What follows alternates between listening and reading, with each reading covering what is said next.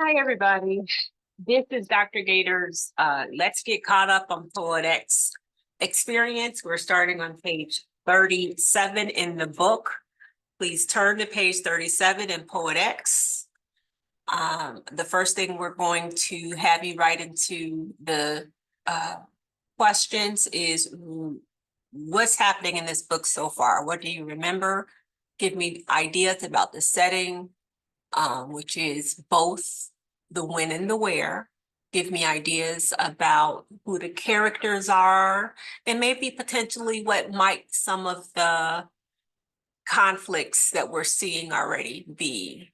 So you're going to write the first couple of ideas that you have about what we remember in the storyline. And then we're going to pick up on page 37. Pause the video while you write.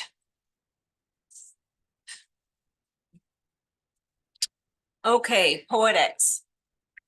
Miss Galliano is not what I expected. Everyone talks about her like she's super strict and always assigning the toughest homework. So I expected someone older, a buttoned up, floppy haired, suit wearing teacher with glasses sliding down her nose. Miss Galliano was young, has on bright colors, and wears her hair naturally curly. She's also little, like for real petite, but carries herself big. Know what I mean? Like she's used to shouldering her way through any assumptions made about her. Today, I have her first period English, and after an hour and 15 minutes of icebreakers where we learn one another's names, Miss Galliano pronounces mine right on the first try. She gives us our first assignment, write about the most impactful day of your life. And although it's the first week of school and teachers always fake the funk the first week, I have a feeling Miss Galliano actually wants to know my answer. Tell me, does Poetex have good feelings about Galliano or not? What do you think? How does she feel about Miss Galliano?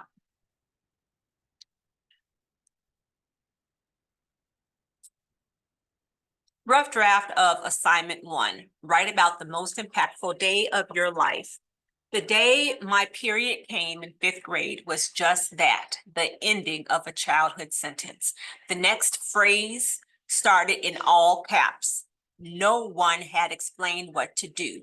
I'd heard older girls talk about that time of the month, but never what someone was supposed to do. Mommy was still at work when I got home from school and went to pee, only to see my panties smudged in blood. I pushed twin off. I pushed twin off the computer and Googled blood down there. Then I snuck money from where mommy hides it beneath the pants, bought tampons that I shoved into my body the way I'd seen Father Sean cork the sacramental wine. It was almost summer. I was wearing shorts. I put the tampon in wrong. It only stuck up halfway and blood smeared between my thighs. When mommy came home, I was crying. I pointed at the instructions. Mommy put her hand out, but didn't take them. Instead, she backhanded me so quick she cut open my lip. Good girls don't wear tampons. Are you still a virgin? Are you having relations? I didn't know how to answer her. I could only cry. She shook her head and told me to skip church that day. Threw away the box of tampons, saying they were for cueros, that she would buy me pads. Said 11 was too young, that she would pray on my behalf. I didn't understand what she was saying, but I stopped crying. I licked at my split lip. I prayed for the bleeding to stop. Here, I want you to think about, most girls say, or look forward to this very first experience. You know, it is an entrance into womanhood, and instead of being welcomed into womanhood, she gets slapped without explanation. She doesn't know what's going on. She doesn't know what's wrong. And so she did what she could think to do. She went and got tampons, tried to clean up and make it make sense. But what she wanted from mommy was to be a mom. At that point, she wanted that explanation. She wanted a hug, maybe a little celebration. Hey, you are in your womanhood now, yay. But instead of giving that, what she gets is a slap to the face. And then there's a line where she says, I prayed for the bleeding to stop. And I wonder in my mind, was she praying that the bleeding in her lip would stop? Or is she praying that the bleeding between her legs would stop? Like, did mom knock the desire for womanhood right out of her?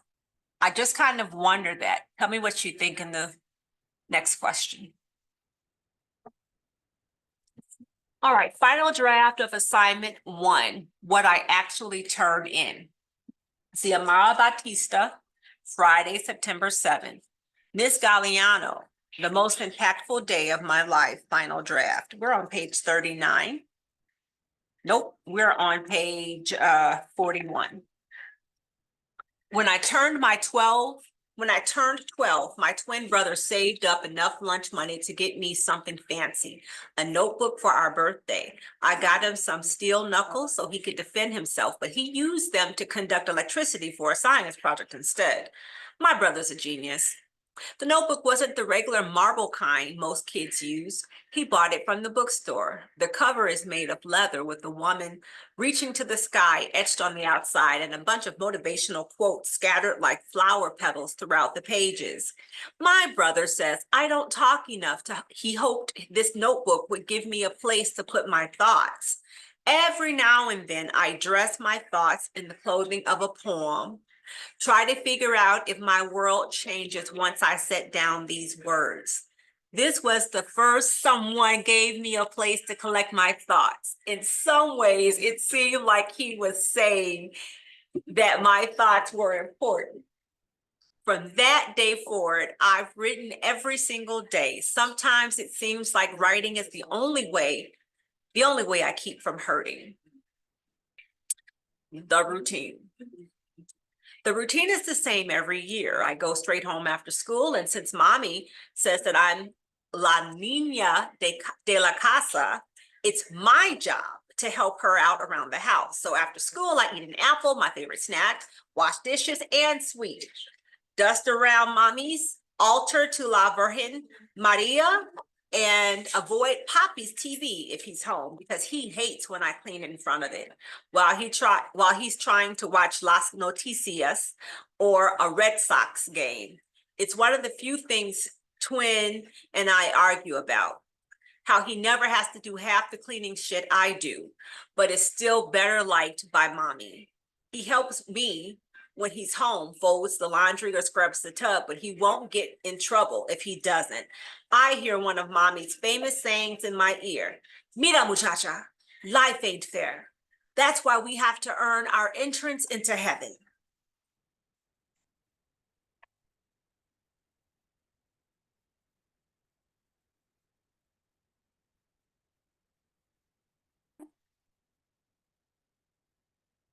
Now we're on page 43, Altar Boy.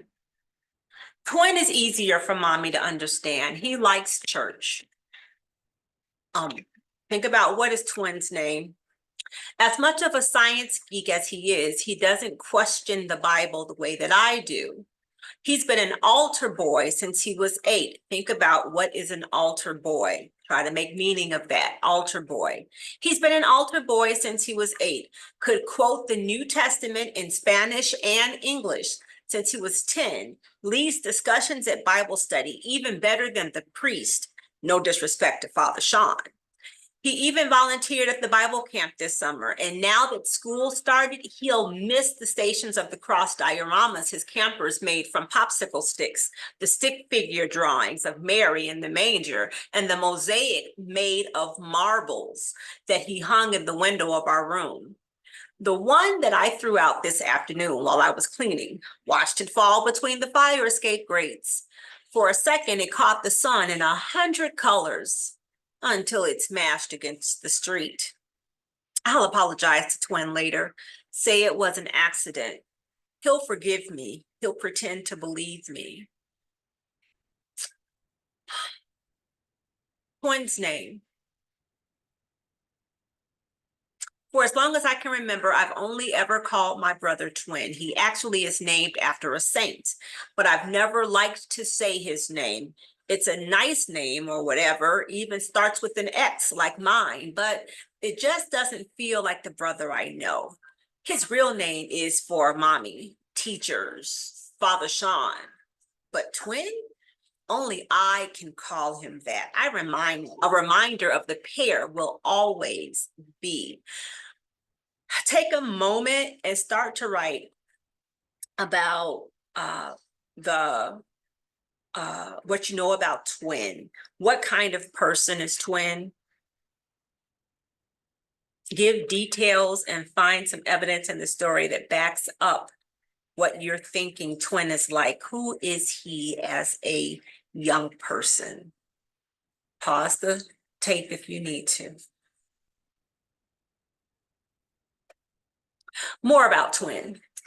Although Twin is older by almost an hour, of course, the birth got complicated when it was my turn. He doesn't act older. He is years softer than I will ever be. Ooh, pause. What does years softer mean?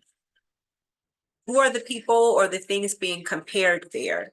He's softer than what? When we were little, I would come home with bleeding knuckles and mommy would gasp and shake me. Muchacha, siempre peleando. Oh, peleando. Muchacha, siempre peleando. Why can't you be a lady or like your brother? He never fights. This is not God's way. Think about that line. Why can't you be a lady? Or like your brother? Is the brother like a lady? He never fights. Is not fighting like a lady? This is not God's way. So if you're like a lady, you're doing God's way. But if you're like what, man or this other thing that's not a lady, are you then not doing God's way? Think about all the implications of what mommy feels about the situation and how Poet X is internalizing mommy's viewpoint of life and her relationship with mommy and her relationship with her brother, and that comparison, how her brother is softer. What does that mean? And Twin's eyes would meet mine across the room. Think for a moment, how does Twin feel about these comparisons? Do you think he's missing the hidden shadiness of mommy's conversation? I never told her he didn't fight because my hands became fists for him. My hands learned how to bleed when other kids tried to make him into a wound. My brother was birthed a soft whistle. Quiet, barely stirring the air, a gentle sound. But I was born all the hurricane he needed to lift and drop those that hurt him to the ground.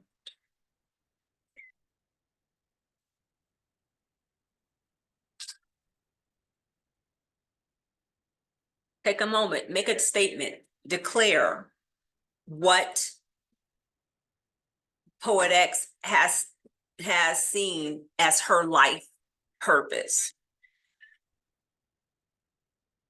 Tuesday, September 11th. Tuesday, September 11th puts us on page 46. It's only the first week of 10th grade, and high school is already a damn mess. In 9th grade, you are in between, no longer in junior high, but still treated like a kid. In 9th grade, you are always frozen between trying not to smile or cry until you learn that no one cares about what your face does, only what your hands will do. I thought 10th grade would be different, but I still feel like a lone shrimp in a stream where too many are searching for someone with a soft shell to peel apart and crush. Today, I already had to curse a guy out for pulling on my bra strap, then shoved a senior into a locker for trying to whisper into my ear. Big body joint, they say. We know what girls like you want. And I'm disgusted at myself for the slight excitement that shivers up my back at the same time that I wish my body could fold into the tiniest corner for me to hide in. So that was a lot of words. What does she mean by all of that? How was she feeling? That she is wanting, she says, I wish my body could fold into the tiniest corner for me to hide in. What does that mean? Put that in real words.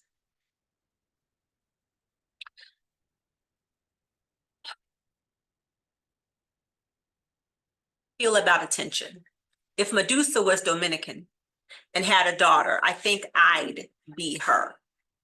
I look and feel like a myth, a story distorted, waiting for others to stop and stare.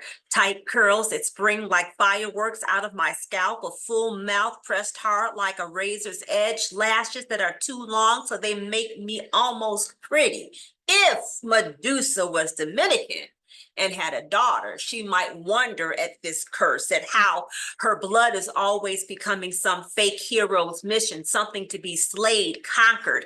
If I were her kid, Medusa would tell me her secrets, how it is that her looks stop men in their tracks, why they still keep on coming, how she outmaneuvers them when they do.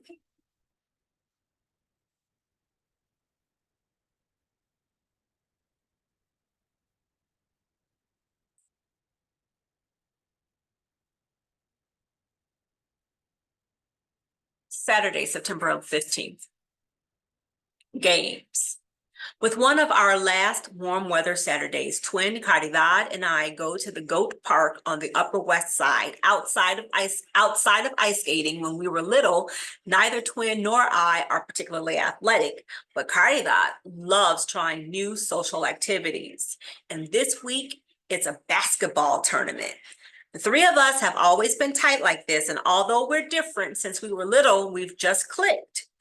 Sometimes twin and Caridad are the ones who act more like twins, but our whole lives, we've been friends. We've been family. Already we feel the chill that's biting at the edge of the air. It will be hoodie weather soon and then North Face weather after that. But today it's still warm enough for only t-shirts. And I'm kind of glad for it because the half-naked ball players, they're fine. Running around in ball shorts and no tees, their muscles sweaty, their skin flushed. I lean against the fence and watch them race up and down the court. Caridad is paying attention to the ball movement, but twins staring as hard as I am at one of the ballers. When he catches me looking, twin pretends to clean his glasses on his shirt. When the game is over, the Dickman team won. We shuffle away with the crowd. But just as we get to the gate, one of the ball players, a young dude about our age, stops in front of me. Saw you looking at me kind of hard, mommy. Damn it. Recently, I haven't been able to stop looking at the drug dealers, the ball players, random guys on the train, but although I like to look, I hate to be seen. All of a sudden, I'm aware of how many boys on the ball court have stopped to stare at me. I shake my head at the baller and shrug. Twin grabs my arms and begins pulling me away. The baller steps to Twin. Oh, is this your girl? That's a lot of body for someone as small as you to handle. I think she needs a man a little bigger. When I see his smirk and his hand cupping his crotch, I break from Twin's grip Ignore Kari God's intake of breath and take a step until I'm right in homeboy's face. Homie, what makes you think you can handle me when you couldn't even handle the ball? I suck my teeth as the smile drops off his face. The dudes around us start hooting and hollering in laughter. I keep my chin up high and shoulder my way through the crowd. Gotta pause. A lot of stuff just happened there. First of all, we're going to back that thing up a page. Check out this line here. Kari Dodd is paying attention to the ball movement.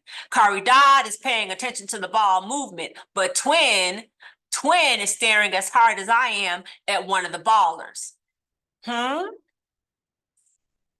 What do we know about Twin? Is the author foreshadowing something in this line? Seems like Poet X went a long way to make sure that we understood what she was doing, what Kari Dodd was doing, and what Twin is doing. So let's just suppose and imagine and make a prediction. What is the foreshadowing the author is giving us right here?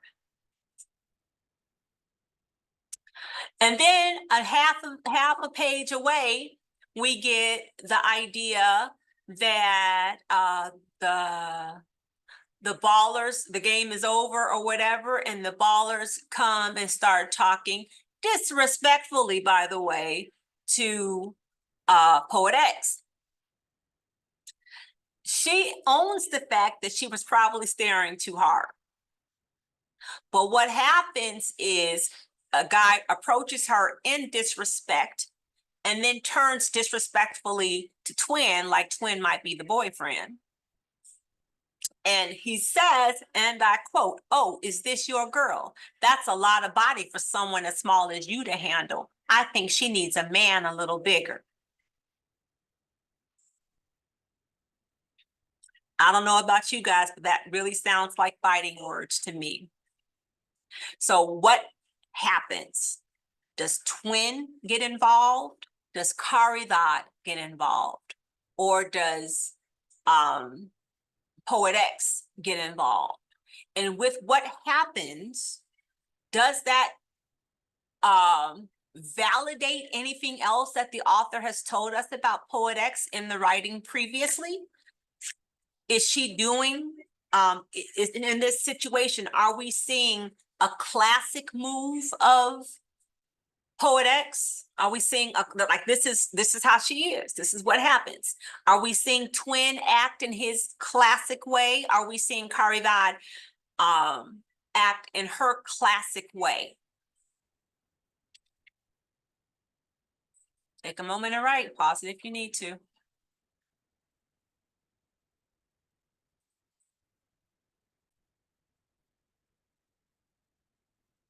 All right. We're making good headway. We are on page 52. After. It happens when I'm at bodegas. It happens when I'm at school. It happens when I'm on the train. It happens when I'm standing on the platform. It happens when I'm sitting on the stoop. It happens when I'm turning the corner. It happens when I forget to be on guard. It happens all the time.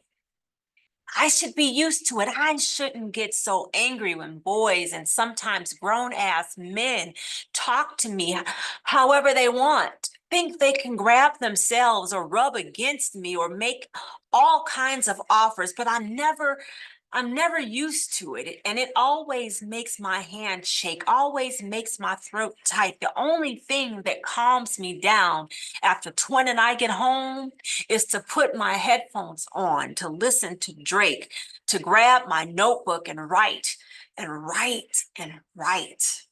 All the things I wish I could have said.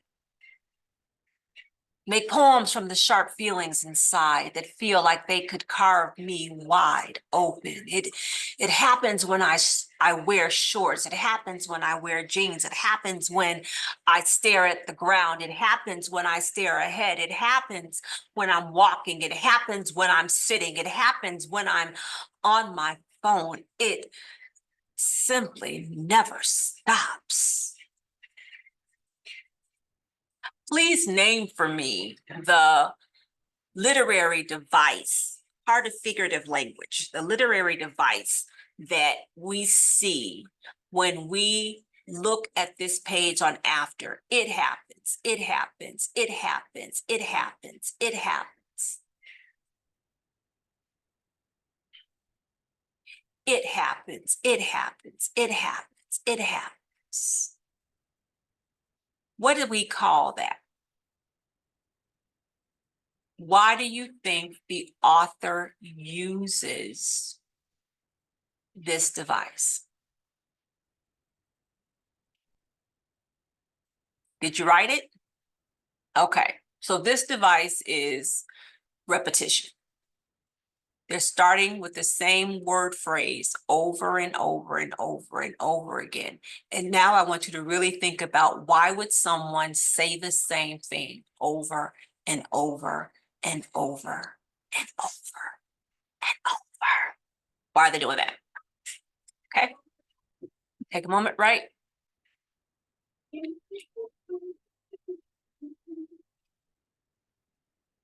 Okay. Okay. Twin asked me if I'm okay, and my arms don't know which one they want to become, a beckoning hug or falling anvils. And Twin must see it on my face. This love and distaste I feel for him, he's older by a whole 50 minutes, and a guy, but never defends me. Doesn't he know how tired I am? How much I hate to have to be so sharp-tongued and heavy-handed? He turns back to the computer and quietly clicks away, and neither of us has to say we are disappointed in the other. Sunday, September 16th. On Sunday, I stare at the pillar in front of my pew, so I don't have to look at the mosaic of saints or the 6-foot sculpture of Jesus rising up from behind the priest's altar. Even when the tambourine and festive singing, even with the tambourine and festive singing these days, church seems less party and more prison. During communion, ever since I was 10, I've always stood with other parishioners at the end of Mass to receive the bread and wine. But today, when everybody thrusts up from their seats and faces Father Sean, my ass feels bolted to the pew. Kari Vod slides past, her right brow raised in question, and walks to the front of the line. Mommy elbows me sharply, and I can feel her eyes like bright lampposts shining on my face, but I stare straight ahead, letting the stained glass of La Madre Maria blur into the rainbow of colors. Mommy leans down. Mira, muchacha, go take God. Thank him for the fact that you're breathing. She has a way of guilting me compliant. Guilting me compliant. Compliant, what does compliant mean? Usually it works, but today I feel the question sticking to the roof of my mouth like a wafer. What's the point of God giving me life if I can't live it as my own? Why does listening to his commandments mean I need to shut down my own voice? And that's a great place to pause, and a great place for you to write down answers to those questions. What's the point of God giving me life if I can't live it as my own? And why does listening to his commandments, to God's commandments, or if you believe not that there is no God or some other type of thing, if your God doesn't give commandments, whatever, but why does listening to this higher power mean that I have to shut down my voice? What do you think? And if you don't have a thought for yourself, think about it as Ziamara. And how does she get to this place of this questioning style? Okay. You have your assignment. Be brave, be fearless, write well.